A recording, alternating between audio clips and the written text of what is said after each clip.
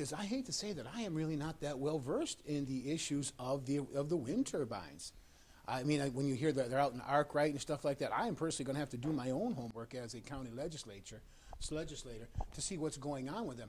I want to say like a month ago, I went out to Albany, and as you go past Cuba, you start to see them on the right-hand side. You start to see them. I didn't even know those were there, to be honest with you.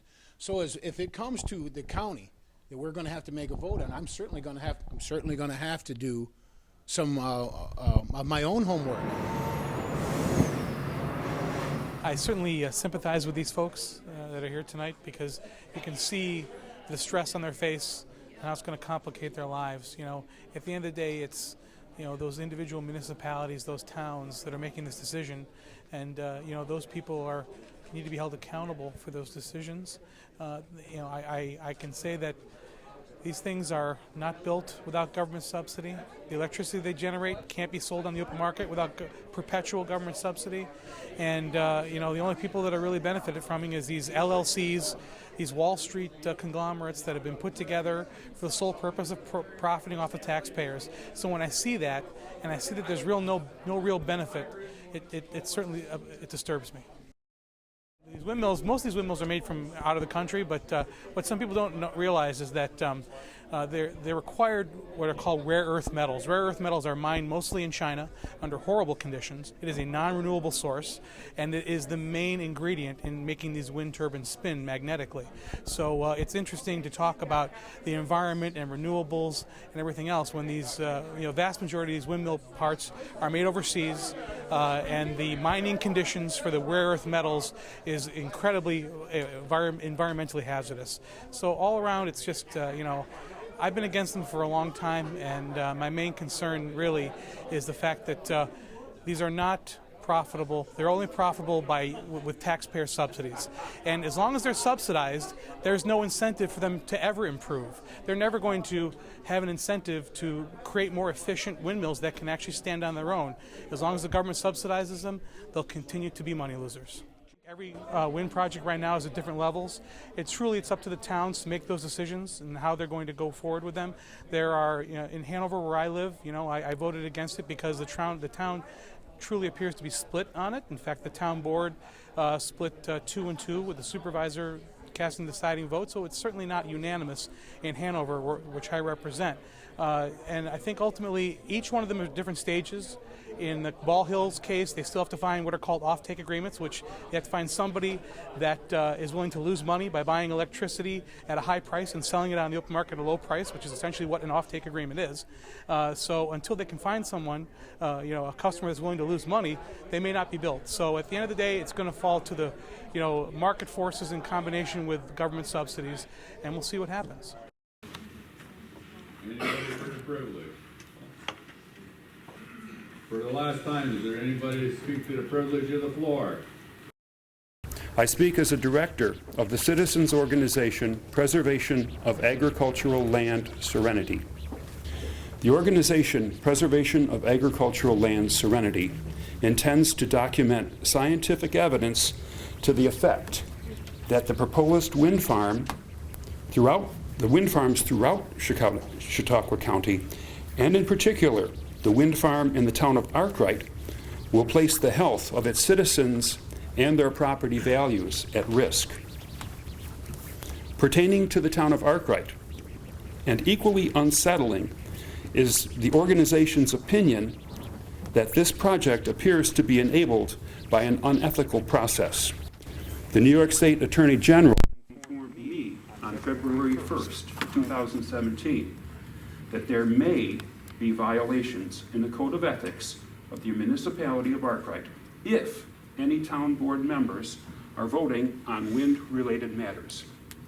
In the same communication, I learned that the Attorney General does not maintain records of recusals of local officials voting on these developments. The Attorney General has published the names, titles, and financial interests of 10 municipal officers of the town of Arkwright who hold leases with the developer. When I asked the Attorney General where I could voice my concerns about this apparent conflict of interest, I was informed that this is a matter for local government to address.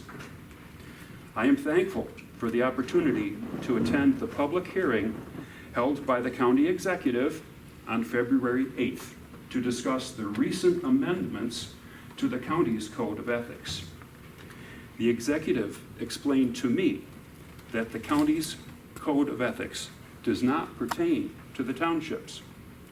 The appearance of conflict of interest, as supplemented by the Attorney General's identification of a significant number of board members in the town of Arkwright, implies that neither I nor members of the organization Preservation of Agricultural Land Serenity, nor any citizen of Arkwright can have a voice before that board in matters of the wind farm.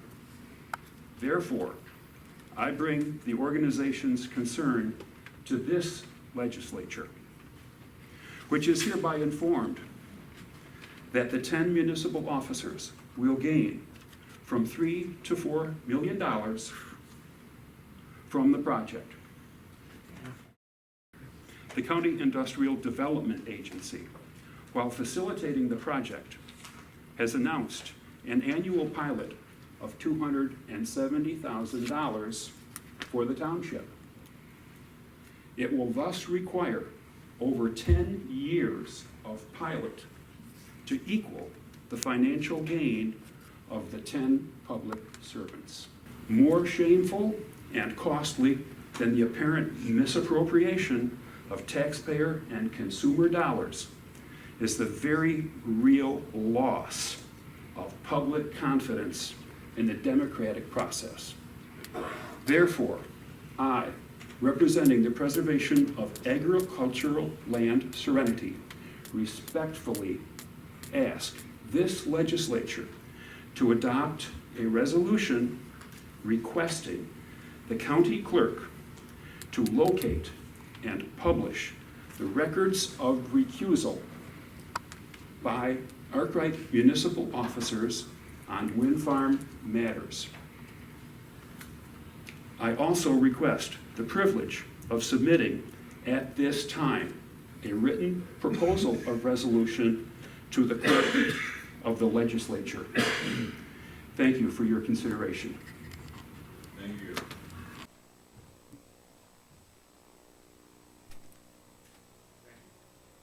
Thank you. State your name and address, please. Okay. Thank you for the opportunity to speak. My name is Fred Bruttle.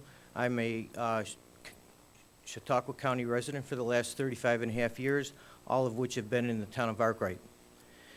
Industrial wind turbine projects should not be allowed to be developed in any residential district. A variety of adverse health effects, of which a growing stream of scientific research showing that the causative agents being flicker, low-frequency noise, and infrasound are paramount in being addressed for the health and safety of the individuals who live in the project areas. The negative effect of birds and bat populations and their mortality is another issue. The impact of protected wetlands and source aquifers, including possible effect on water quality, is an issue. The fragmentation of our communities caused by differences of opinions, there's conflicting scientific studies, and the inequitable distribution of economic gain is prevalent in these projects.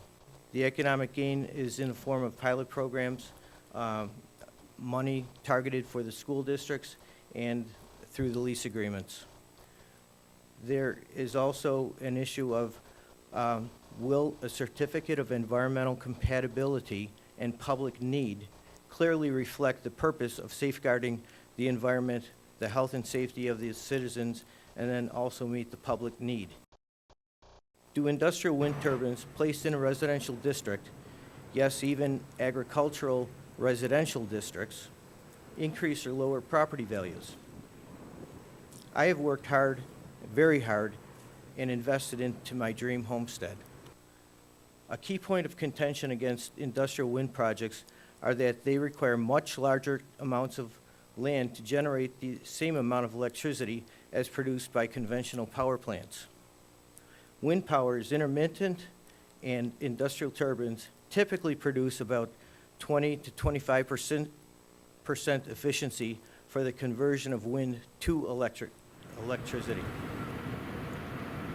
The industry-preferred turbines are approximately 500 feet in height, dwarfing everything in their proximity, creating visual intrusions. Dr. James Chalmers, published in the Appraisal Journal of 2012, found that residential properties near transmission lines sold for 20 to 50% less than comparable residential properties. Michael McCann of McCann Appraisal, LLC, based in Chicago, includes that residential property values are adversely and measurably impacted by close proximity of industrial wind tower projects to a range of 25 to 40% value loss. John Leonard Goodwin, a real estate broker in Ontario, Canada, reports that wind turbines absolutely do impact property values. Turbines complicate and compromise your property enjoyment, period. That alone spells depreciated value. In 2013, an Ontario Superior Court of Justice determined that landowners living near large wind farms do suffer lower property values at a range of 22 to 55%. The negative environmental and health impacts of the industrialization of the American landscape is a conversation that we must be having, and the impact on property values cannot be ignored.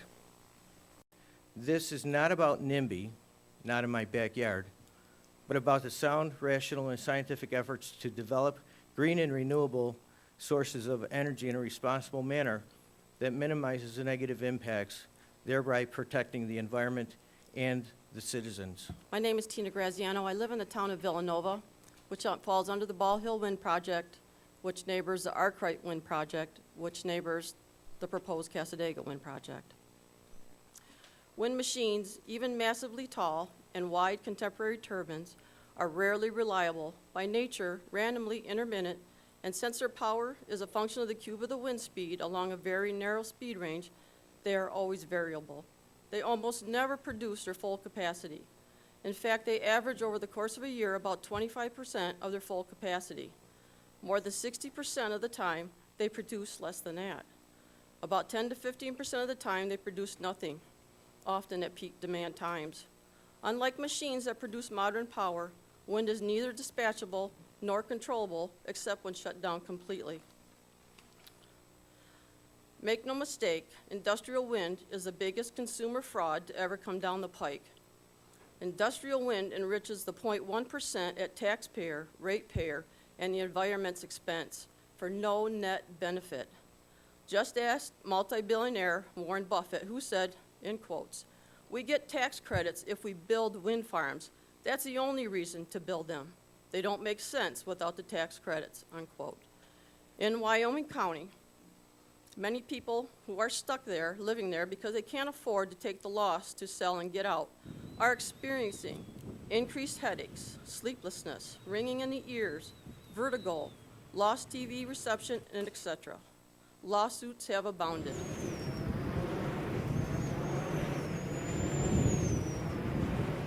People who used to be friends and even family members no longer speak to one another. Wyoming County property taxes have risen by over 85% over the past 13 years, and another 9.68% last year, in direct correlation with the installation of wind factories there. Nobody is getting free or reduced rate electricity here. In fact, quite the opposite is true, as New York State electricity rates are some of the highest in the nation. No meaningful permanent jobs were created there. Homes in Orangeville, the most recent 58 turbine project built after the wind production tax credit was extended for the 7th time, are selling for over 20% below their assessed values. The population of Wyoming County continues to decline. All things considered, including demand levels and exports, the more wind installations we add, the more we must add fossil fuel generation. Adding wind as a supplement to our conventional generating system requires so much supplementation that in many areas of the country, Adding wind actually causes increased CO2 emissions in the production of electricity that would be in the case with no wind at all. Industrial wind supplies electricity and therefore has nothing to do with our foreign oil dependence, which is created by gasoline and diesel fuel needs. Donald Trump was right when he said, America is being auctioned off to the highest bidder, and it's happening right here. Thank you. Hi, my name is Joni Riggle, and I live in Sinclairville. I would like to share, I want to thank you for this opportunity.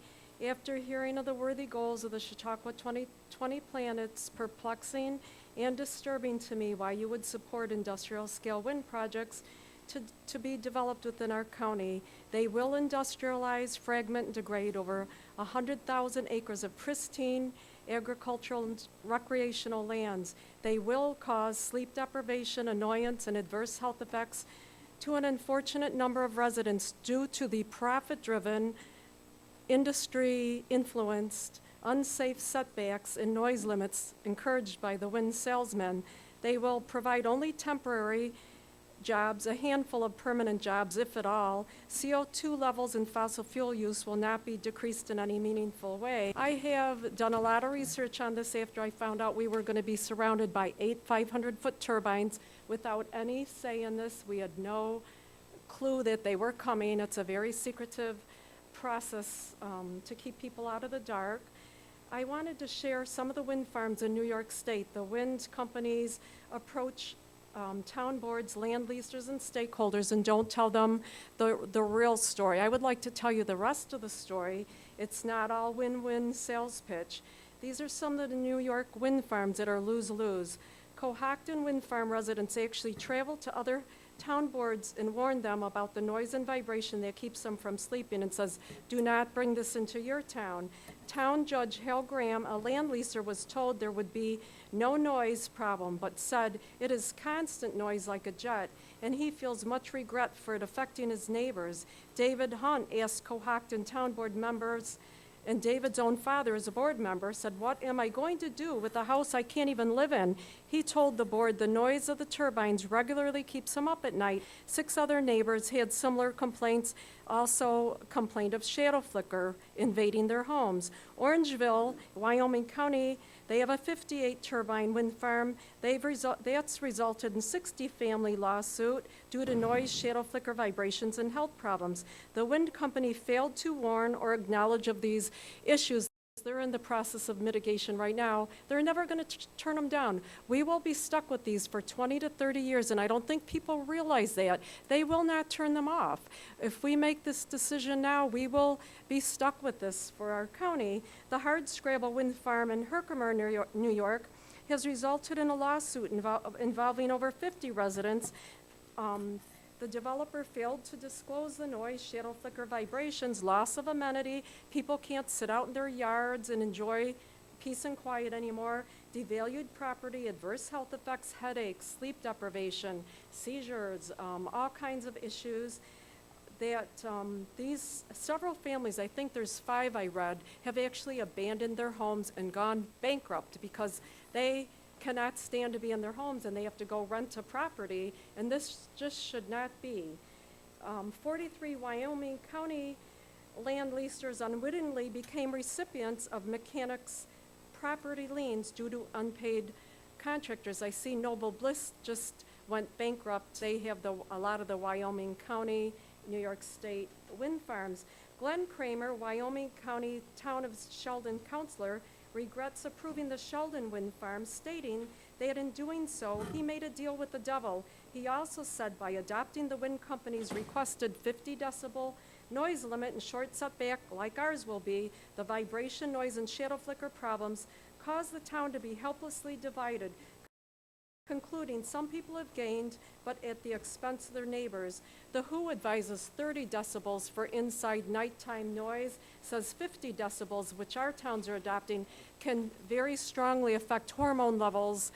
When we sleep, I think of children, I think of babies, vulnerable populations. The DEC says that 20 above our ambient, and our local towns, our ambient is 25. 20 above the ambient would be 45. That is considered by the DEC an intolerable noise level. So why are we adopting 50 decibel limits? Councilman Perry said the Howard Wind Farm, built by Everpower, who's doing Casadega Wind, didn't have any effect on the tax rate there. I guess the money went into the fire district. They bought a fire truck maybe.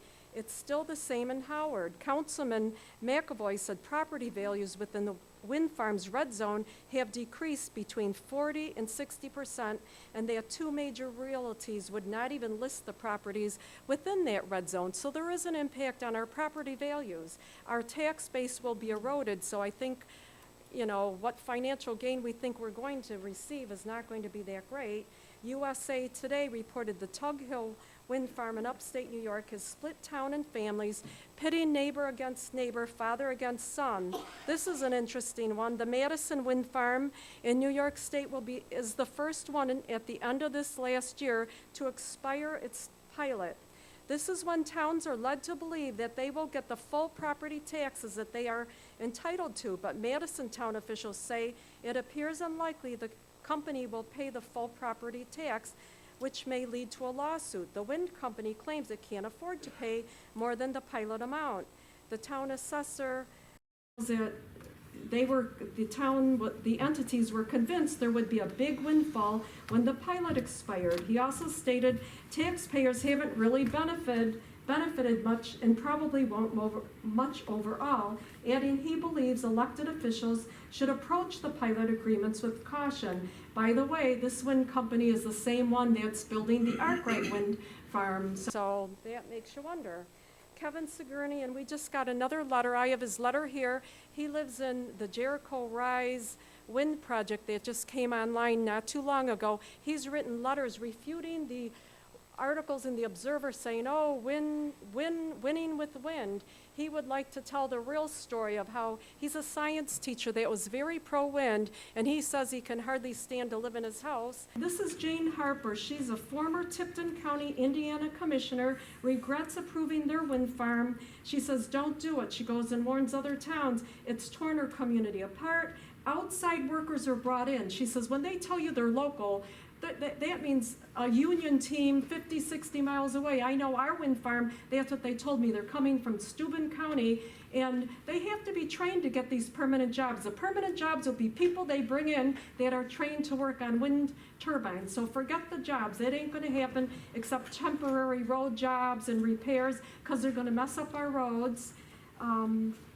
But she said, let me just finish. I thought unfortunately, the turbines will spend 20 to 30 years. She states you can't lose something you never had, so you aren't losing the supposed windfall. But what you will lose is the rural landscape and the closeness of community spirit, because people will hate each other over this. What you will lose cannot be measured in dollars. And the Shirley Wind Farm and the Brown County Board of Health in Wisconsin actually declared that wind farm a human health hazard and asked for state money to relocate families. And I'm not saying it's going to be everybody in the community impacted, but all the studies, I'm a nurse, I've looked at all the studies, a quarter of wind farm neighbors typically are impacted with adverse health effects, sleep deprivation, annoyance. You know, and this just should not be. If we're moving forward with green energy, we have to have it socially acceptable, environmentally acceptable, financially acceptable. Thank you. Good evening. My name is Teresa Brattle. I live in Arkwright. I've lived there for 35 years. And I would like to talk again about the same subject, wind farms in upstate New York and energy production. Wind farms must be properly sited if they are to achieve their goals. Failure to accompany the large amounts of public money devoted to these projects with any siting restrictions has begun to sour public's enthusiasm for wind power. As complaints mount in communities hosting wind farms too close to homes, local officials and even state regulators are increasingly rejecting the projects. The shift of public opinion about this type of renewable energy is also motivated by increasing awareness that wind farms generate a small fraction of their capacity and require polluting fossil fuel power plants to back up wherever they fail to run. New York State promotes wind energy projects under a state policy to increase to 50% New York's reliance on renewable energy production. New York hydropower already provides 19% of our electricity from renewables. A dozen wind farms are now operating in New York, have driven up the cost of electricity, and currently produce 2.6% of the state's electricity demand. An industrial wind turbine farm involves dozens of industrial wind turbines, each with an access road sturdy enough to accommodate heavy equipment to construct them. A single turbine site requires clearing many, many acres, miles of new transmission lines, either above ground or underground. 3 Chautauqua County projects totaling 123 turbines, each 495 feet in height, will not even generate the equivalent energy of the closed NRG plant, which produced upwards of 1,000 megawatts. Wind energy cannot replace conventional power plants or lower the cost of electricity. They only operate at 20% of capacity, and to generate approximately 300 megawatts, at least 12 wind farms, each comprised of 60 wind turbines with 2 megawatt capacity per turbine, each requiring a 10 to 20 square mile project area is needed. 12 60 turbine wind farms can take up as much as 120,000 acres. That's 187 square miles. Cost far more and have far more impact on the community than one conventional power plant. I'm hoping the NRG repowering that I saw on the screen will move quickly. How many more acres of our beautiful landscape of Chautauqua County are we willing to sacrifice for this renewable energy monster? Will our tourism be compromised? How tranquil will our cross-country ski trails be? Operation of wind turbines kill birds and bats. The visual and noise impacts of wind turbines can diminish property values, offsetting gains to the host town by decreasing its property tax base. This can change the character of the community, which New York counts as an environmental effect. However, no comprehensive regulation for wind farms in Chautauqua County exists. This encourages wind energy developers to take advantage of our rural towns. I am asking you to please advocate on behalf of your constituents of this county and look out for their best interest. Thank you for your time. Thank you. Good evening, and thank you for the opportunity to speak. My name is Patti Greenstein. I've lived in Chautauqua County for 30 years now. These are my friends, my neighbors. I've known them skiing. Our kids went to school together. We live in the country. We don't live in towns. Those of you who live in towns and cities, this isn't a worrisome thing for you as it is for us, because we know these things are going to be right on top of us.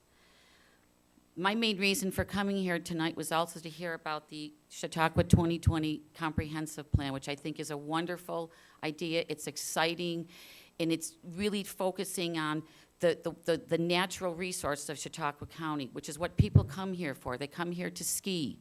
They come here with their snowmobiles. Where's hunters? There's hunting cabins all around my house. The farms are all shutting down. They're all selling off their herds. But we're being threatened by these, and the comprehensive plan that is such a wonderful thing. When I read it, I read the whole entire document online. The phrases that come to mind here are the strategies for the environment. Some of the things it's saying here is conserve the county's important agricultural soils and its local farming vitality. Maintain Chautauqua's rural landscape, heritage, and scenic views. Promote the natural assets of Chautauqua to grow new economic opportunities and attract additional residents and investment. And this one is my favorite. Make active living and recreation based on the county's beautiful natural environment a distinct lifestyle attraction that draws new people to Chautauqua. Lastly, it's talking about completing a countywide interconnected trail system that draws many different types of users, everything from horseback riding, snowmobiling, cross-country skiing, hiking, and hunting. So basically, this 2020 plan is banking on these natural resources and those scenic beauty, those wonderful descriptions of our landscape are repeated throughout the whole document of your goals. And what I'm wondering is, how are these goals going to work with the wind turbines when people can't come here because during the winter time they want to go cross-country skiing and you've got a tower right next to a ski trail. You have to worry about ice throw or underground transmission. These things are too close to us. So what my big thing is how do you see these goals, which are opposite? They cancel each other out. They are counterproductive. Where is the liberty and justice when I have neighbors telling me that they can do whatever they want to with their land and it sucks to be you? Because that's basically what people say, they treat you that way. This has divided our community. We do not want to fight with our neighbors. We've lived here, all of us, I think between us, we have like a couple hundred years worth of, 30, all these people here, 30, 35 years, I've known these people my whole entire life here. And we don't want to fight with the ones who are the proponents for these, but they're not really reading this fine print. And the fine print is, I really think it's going to destroy everything that you're trying to promote with your 2020 comprehensive plan, which I think is a marvelous idea. And we have to stop calling them wind farms. These are not farms. These are industrial plants are being plopped right down on top of beautiful vistas. And my vista will be destroyed. I will have flicker effect. And my whole front of my house, I'm also an artist and I do photography. The two offices that I work in, I have a downstairs and an upstairs studio. I'm gonna get flicker effect. Where am I supposed to work? I work at home. And it's really unfortunate that the ones who want to sign these on are willing to sacrifice the rest of us because somebody promised them a little tidbit of money. Because the truth is, the ones who are making the money are the turbine companies. This isn't about making energy, it's about making money. How would you feel if somebody did this to you? Thank you for your time. So my name is Ken Bachman. I'm the supervisor in the town of Charlotte, and I have a bad back. That's why I'm hanging on here, so I apologize. I'd just like to give everybody, the legislators and the county executive, a little background on the wind power project that we've heard so much about. It consists of 54 turbines, 23 in the town of Charlotte, 30 in the town of Cherry Creek, and 1 in Arkwright. It will connect to the substation in Stockton, and it's 126 megawatts. The start date, it started back in 2009, and the preliminary application for Article 10 was filled in to New York State on May 27, 2016. The application was deemed complete by the New York State Sitting Board on November 28, 2016. Now, Article 10 is a new process that New York State has put in place that will review the application. Since the proposed start, EverPower, who's the company proposing the thing, has had open communications with the towns involved through board meetings. They're all open to the public. Meeting updates, scheduled public meetings, emails, and informational letters to landowners / taxpayers on record. Article 10 application consists of 5 volumes that are available in the town hall to the public. They're also in the libraries and online. The application contains an analysis of potential impacts of construction and operation, environmental issues for the landowners and the public, and the health and safety and communications, transportation, cultural and historic resources, and the collection system. The sitting board will determine if the proposed facility is a beneficial addition or a substitute for generation capacity and is in the public's interest, that adverse environmental impacts will be minimized or avoided, and that construction and operation of the facility will be in compliance with state laws and regulations. The economic benefits. The proposed payment of $7,800 per megawatt for 20 years amounts to $19,656,000 that will be paid to the county, the towns, and the school districts involved. No, it's just stand These funds will be shared, and the final funding will be determined by and approved by the IDA. The landowners in the town participating in the project will also receive lease payments. All taxpayers in the town will receive a benefit. Intervenor funding of $126,000 has been provided to the towns and the public for legal representation during this review. Permanent employment of 6 jobs and temporary employment for local people for snow plowing and lawn mowing while the project is in place.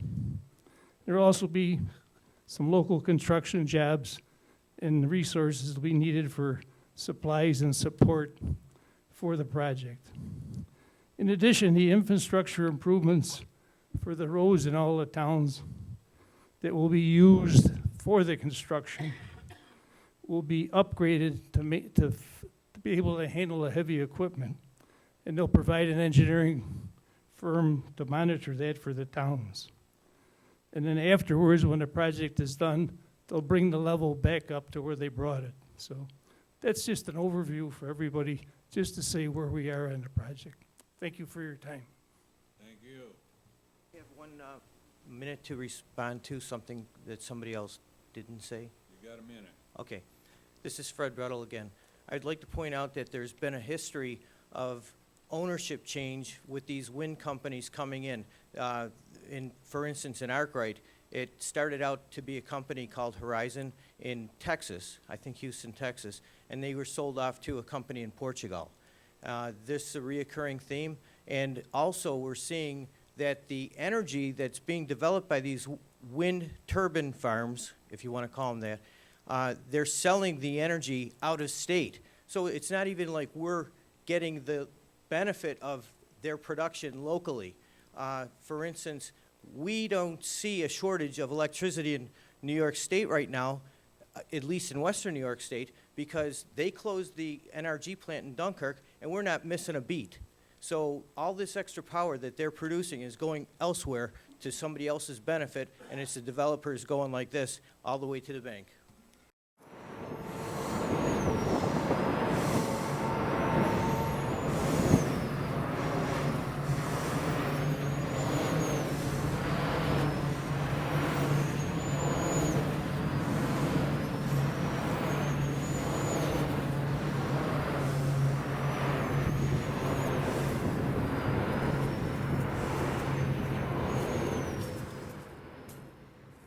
Letter to the Chautauqua County Legislature. The 2013 Status Report on the implementation of Chautauqua's 2020 proposed recommendations states 9 out of 10 respondents to a survey conducted as part of Chautauqua 2020 stated that the county should concentrate its efforts on preserving and promoting the county's natural assets. As a lifetime resident of Chautauqua County, I am deeply concerned with the human and environmental impact of the proposed industrial wind farms on our rural heritage and our well-being. The Chautauqua Comprehensive Plan, and my husband was on the planning board at its inception, states its purpose was to capitalize on Chautauqua County's natural, built, and human assets to create jobs, lower the costs of existing services, and enhance the quality of life, while preserving the rural charm of the county. Some of the strategies listed include cultivate a business culture that thrives on Chautauqua's rural work and play lifestyle, make active living and recreation based on the county's beautiful natural environment a distinct lifestyle attraction that draws new people to Chautauqua, maintain Chautauqua's rural landscape, heritage, and scenic views. Industrializing our rural communities will not achieve this vision. During a recent trip through Wisconsin, we saw firsthand the devastation inflicted upon rural communities with improper siting of industrial wind turbines. In fact, the Shirley Wind Farm in Brown County, Wisconsin, was declared a human health hazard by the County Board of Health in 2014. Health professionals and acousticians around the globe are calling for setbacks much greater than current wind industry standards and are petitioning the World Health Organization to address the noise and health issues. Who will mitigate these problems in Chautauqua County when the wind companies fail to do so? Why are there serious noise complaints and/or lawsuits at every wind farm in New York State? According to Tom Brown, a retired DEC representative and ecologist, the state has had inadequate oversight over the industry, and rural towns are not prepared to deal with the well-financed wind industry. Our affected townships are experiencing this right now, with conflicts of interest and lack of transparency. Our communities will be hurt by these projects. Wind developers use a business model that creates winners and losers, and you will lose if your neighbor signs a lease. Imagine everything you have worked for, your home, and the peace you once enjoyed, lost to a 500-foot industrial machine with blade spans that length of a football field spinning at 180 miles per hour. Despite industrial claims, property values will be impacted, with studies cited by McCann Appraisal LLC and Lasink Appraisers diminution of price showing a 20 to 40% decrease in value within 1/2 mile of the turbines. My husband is a real estate appraiser. He will tell you location does matter. Why do these multinational wind companies, farming our tax dollars in the form of giant subsidies, receive more consideration than the hard-working taxpayers of New York State? Denmark's retired High Court Judge Peter Rordam wrote, "There is one area in which I do have knowledge, wind power, which is an industry that has managed to thoroughly corrupt the political system. We can only hope our state officials do not fall prey to similar collusion and corruption. Governor Cuomo's 50-30 renewable energy goal will likely target Western New York for more wind projects, especially in light of the American Wind Energy Association's 2016 report stating 25 wind operations across the state produced only 2.8% of our electricity. The amount of land needed for these projects, Cassadaga Wind, will have a 40,000-acre footprint, and how much more will be required to reach the goal of 50% by 2030. It is staggering. One can imagine the environmental damage and the ensuing destruction of our natural and precious landscapes. Worse yet is the report by the Ontario Society of Professional Engineers titled Ontario's Electricity Dilemma. They conclude that adding renewables to Ontario's grid has not only caused electric rates to soar, but is also causing CO2 levels to rise. In fact, they predict, as they phase out nuclear capacity to make room for wind and solar, CO2 emissions will double by 2032. Unexpected consequences. New York should take heed. We all have the responsibility of environmental stewardship. We need a green energy policy that works and will actually save the planet, not harm it. Sincerely, Wendy Penica.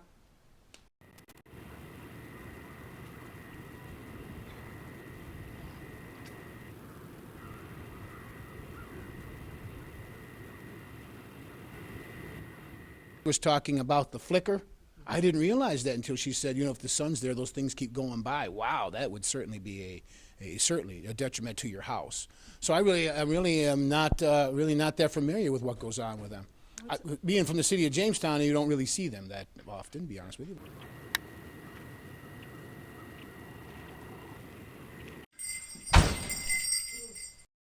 Hi, my name's Rob Bomber. I own a piece of property up on East Road.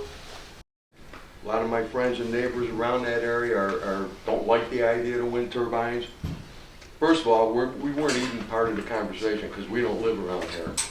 All right, a lot of people that own properties don't live around here. When I was identified as a stakeholder, I figure, okay, they're gonna send me some stuff, I'm gonna learn all about this. Nothing, until I got a letter from Everett Power on January 18th saying there was a big meeting at Sinclairville Fire Hall on the 9th. Well, I wasn't part of that conversation. We were left in the dark. We pay taxes, we support the community, we support local businesses, we come in for hunting, summertime, everything else. If it goes, I'm not gonna spend another penny in this town, okay? The zoning, I looked at the zoning, it's outdated. It's for some farm that's got a personal windmill that wants to generate power for his barn. 5,000 feet, I got one across the street from me in full view, 2,000 feet. I can hear a chipmunk fart at 100 yards. And if I can't sleep at it, that's why I bought the property, to come out here to get away from the city and to be able to enjoy the country life, enjoy the quietness, enjoy the serenity. And if anybody is in favor of this stuff right now, whoever got them on their property, well, cut down the trees on the south side of your hill and put up solar panels. Bye. I got a long ride. Thank you. Peace out.